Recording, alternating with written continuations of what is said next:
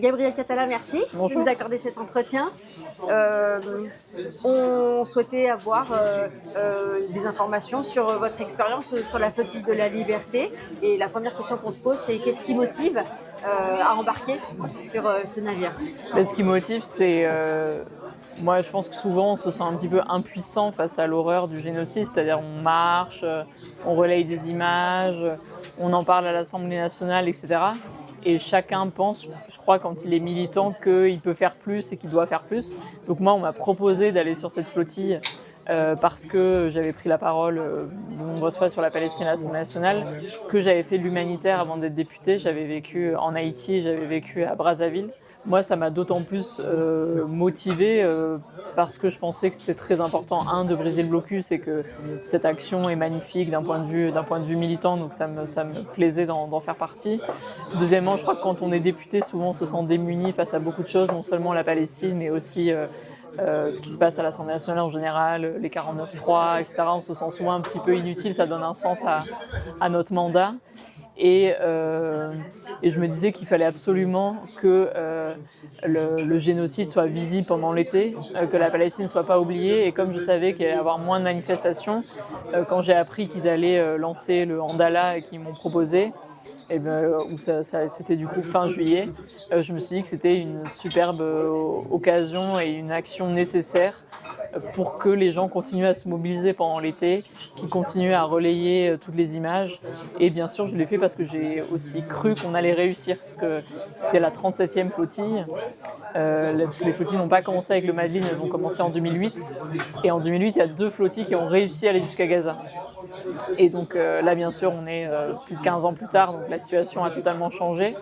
Mais on a réussi à aller plus loin que le Madlin, et c'est pour ça que j'espère que les flottilles qui partent ce dimanche et qui partent le 4 septembre depuis Tunis arriveront à aller jusqu'à Gaza.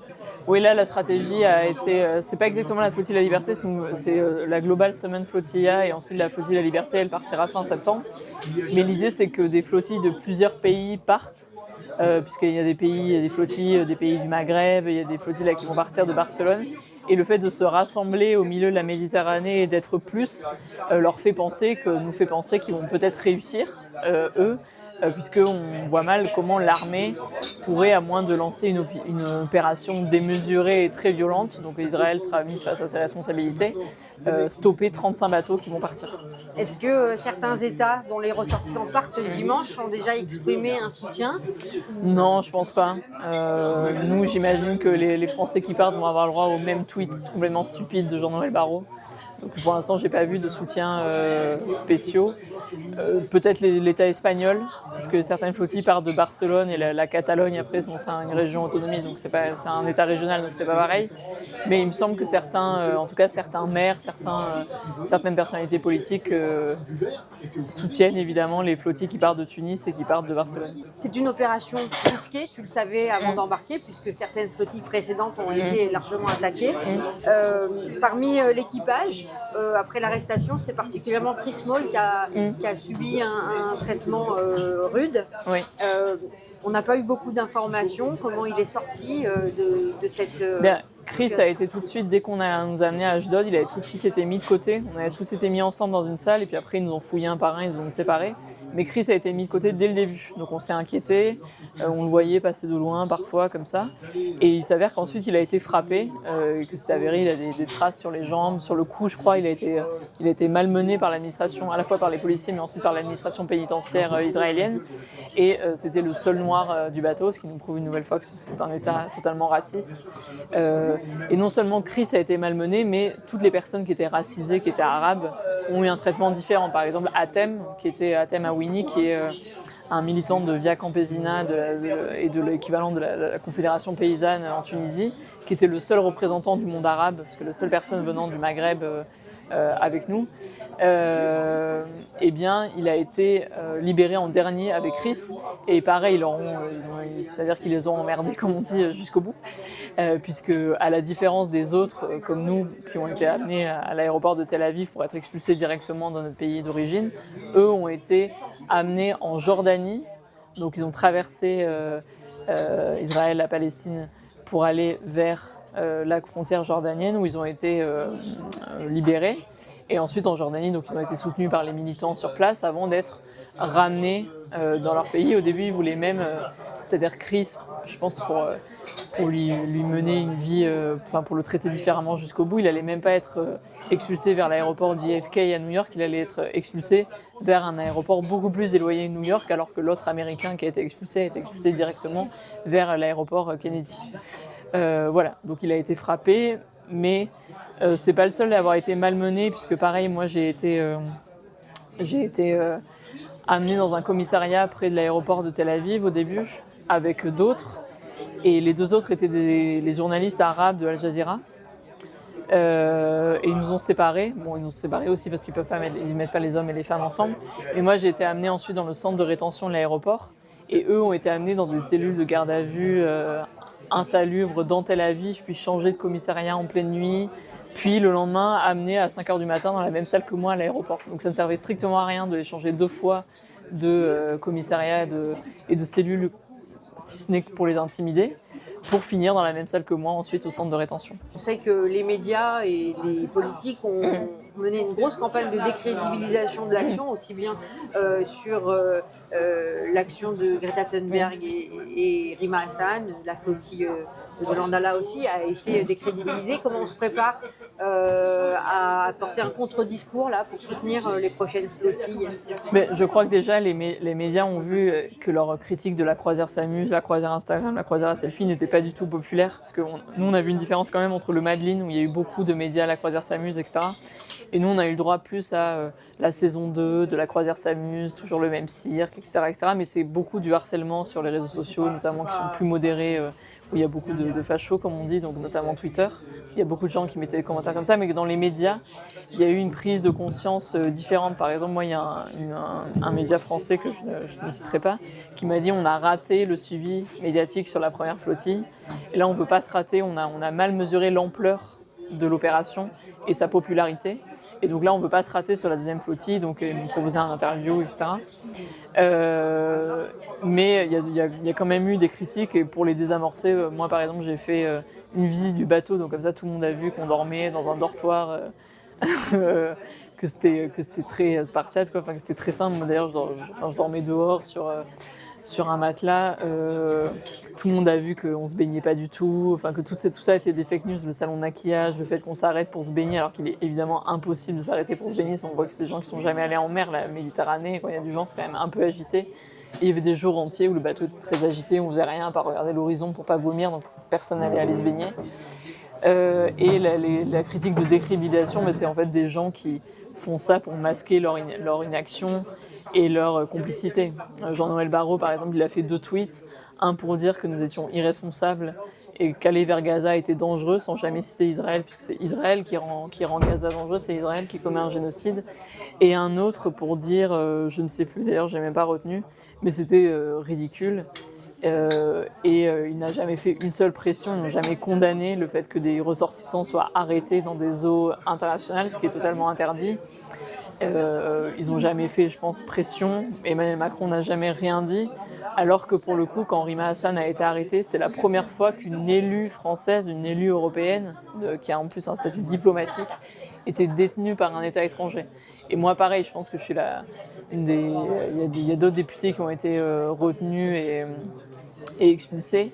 Mais je pense que c'est la première fois qu'une élue était interceptée de manière totalement illégale, puis détenue de manière illégale, et que ni la présidente de l'Assemblée nationale, ni le Premier ministre, ni qui que ce soit, ni le ministre des Relations avec le Parlement, ils n'ont strictement rien dit. Voilà. Peu d'émotion face à tout ça.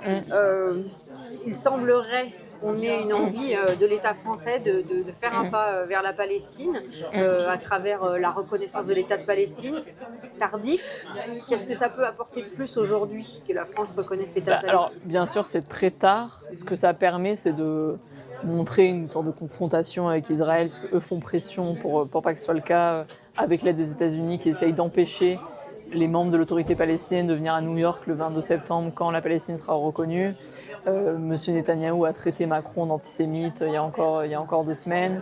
Donc voilà, il y a des petites choses comme ça, mais reconnaître l'État de Palestine, c'est certes historique et nous on le demande, mais c'est pas ça qui va stopper un génocide. C'est-à-dire que finalement, dans les mesures à prendre, c'est la mesure la plus facile. évidemment, pour M. Macron qui est néolibéral et pour qui le profit et le programme, son projet de société étant uniquement fondé sur le profit et l'enrichissement de quelques-uns au détriment des autres, ce serait beaucoup plus courageux de décréter un embargo sur les armes, de sanctionner Israël à l'échelle nationale, mais aussi d'œuvrer pour qu'Israël sera sanctionné à l'échelle européenne pour rompre les partenariats commerciaux avec Israël.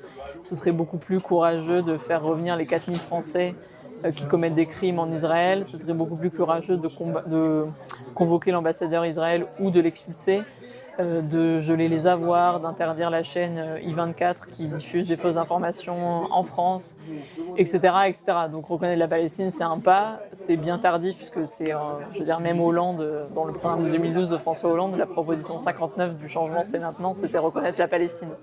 Il ne l'a jamais fait et j'ai écouté beaucoup de chercheurs sur le sujet qui rappellent que finalement la France dans les faits reconnaît déjà plus ou moins la Palestine puisque elle a un consulat à Jérusalem. Elle a une ambassadrice de Palestine en France à qui elle reconnaît le statut d'ambassadeur et les immunités qui vont avec. La France a des relations diplomatiques avec l'autorité palestinienne. Elle vote toujours en faveur des résolutions de l'ONU qui vont dans le sens de la Palestine. Et donc reconnaître la Palestine aujourd'hui à l'heure où finalement l'État est morcelé, où Gaza est totalement détruit, où les Gazaouis sont exterminés et où en Cisjordanie la colonisation atteint une ampleur inédite avec des colonies qui s'implantent un petit peu partout et des Palestiniens qui sont assassinés et expulsés. C'est sûr que c'est un petit peu tard. Est-ce que c'est courageux aussi de larguer des caisses de nourriture sur Gaza?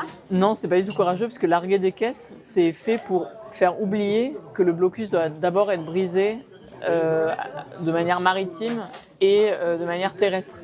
Larguer des palettes d'aide humanitaire, c'est humiliant pour les Palestiniens. 2, c'est dangereux. On a tous vu ces images, je crois, où il y a quelqu'un qui est écrasé par une palette et qui en meurt, sans compter tous les blessés. Et 3, c'est des quantités moindres et ça coûte beaucoup plus cher. Donc, quand on parle normalement de pont aérien, on parle d'une méthode qui est sécurisée à terre, où les gens, il y a une sécurisation au sol de l'aide qui arrive. Et la France, les premiers largages, c'était 40 tonnes. 40 tonnes, ça fait 2 camions, alors qu'il faut 600 camions par jour. Donc c'est indécent. C'est comme, je crois que quelqu'un a calculé que c'était 20 grammes par Palestinien, quelque chose comme ça, quelque chose de vraiment ridicule. Ensuite, il y a eu des seconds largages, donc j'imagine que la France a livré l'équivalent de 4 camions. Mais comme il en faut 600 par jour, 4 camions, c'est scandaleux. Et c'est pour éviter le débat sur le blocus maritime et le blocus terrestre. Cette flottille qui part de tous les pays du monde, c'est aussi l'expression d'une convergence de la lutte internationale. On sait que, alors que l'extrême droite arrive à se serrer les coudes à l'international, la gauche a plus de difficultés. Est-ce que vous l'interprétez comme un signe Et moi, j'interprète comme un fossé entre les gouvernements et les peuples. Puisque, pareil, en France, quand on regarde les sondages, la majorité des Français sont pour reconnaître la Palestine depuis des mois, des années. La majorité des Français sont pour maintenant des sanctions à l'égard d'Israël. La plupart de la jeunesse et les personnes informées ont bien conscience qu'il s'agit d'un génocide, etc., etc. Et donc, il y a un fossé entre les gouvernements, les médias, qui relayent la propagande israélienne et ce que pensent les gens. Et c'est pour ça qu'il faut continuer ces opérations de solidarité parce que la Palestine, c'est... moi, on me demande souvent, mais pourquoi tu t'occupes de la Palestine et pas de ta circonscription? Bon, déjà, je m'occupe de ma circonscription, et en plus de la Palestine. Et c'est surtout que la Palestine, c'est une question nationale. Je veux dire, la relation que la France a avec le reste du monde, le fait qu'elle ne décrète pas d'embargo sur les armes, qu'elle ne reconnaisse pas immédiatement la Palestine, qu'elle ne mette pas en place des sanctions, qu'elle ne sanctionne pas ses propres ressortissants qui commettent des crimes, c'est une question nationale. C'est des décisions qui doivent être prises à l'échelle nationale. Donc c'est la pression nationale qui mènera à ce que le gouvernement prenne ce type de sanctions. Et donc moi, je trouve ça plutôt rassurant et encourageant et enthousiasmant que toutes ces personnes se lèvent pour des flottilles, des marches. Bon, il y avait le projet de la marche vers Rafah, pour toutes ces manifestations monstres qui sont violemment réprimées par la police, mais que les personnes continuent à les faire. On voit les images aux Pays-Bas, en Espagne, à Sydney, à Paris, pas toutes les semaines, mais il y a aussi des très grosses manifestations. Toutes les personnes qui soutiennent les Palestiniens, qui œuvrent pour potentiellement les accueillir, parce que ce qu'ont pas compris la droite et l'extrême droite, qui n'ont aucune culture politique, politique et qui n'ont pas la même culture politique que nous, c'est que la question palestinienne est une question centrale pour toutes les personnes qui s'intéressent et qui luttent contre le colonialisme et qui luttent contre le racisme. Actualité nationale, ça démarre la semaine prochaine. Vous comptez, j'imagine, comme tout le groupe de la France Insoumise, ne pas accorder la confiance à Bayrou. Ouais. Et comment vous envisagez la suite des événements pour les prochaines semaines? Eh bien, faire tomber Bayrou, c'est la première étape, puisqu'il n'a évidemment que ce qu'il mérite. Il n'avait aucune légitimité depuis le début, donc il aurait dû se soumettre à ce vote de confiance depuis janvier. Il ne s'y est pas soumis, et donc finalement, c'est la première fois qu'il y a un retour à la démocratie et qu'on va pouvoir lui montrer notre non-confiance. Ensuite, la deuxième étape, c'est évidemment de faire partir Emmanuel Macron, puisque ça fait 2 ministres illégitimes, M. Barnier, M. Bayrou. M. Macron compte sûrement nommer M. Lecornu ou je ne sais pas quel autre macroniste, parce que ça, à chaque fois, c'est les chaises musicales, c'est-à-dire qu'il y a un Premier ministre qui est censuré, c'est les mêmes ministres qui reviennent ensuite à leur portefeuille. Donc la seule solution, c'est de faire partir Emmanuel Macron. Il y a 67% des Français qui souhaitent sa démission aujourd'hui. C'est un sondage historique, c'est 6 points de plus qu'il y a 2 mois. Et ça montre qu'il y a une politisation très élevée dans le pays en ce moment. Les 3/4 des Français s'intéressent déjà à la présidentielle de 2027, ce qui est 3 fois plus élevé qu'à la même époque en 2020, 2 ans avant 2022.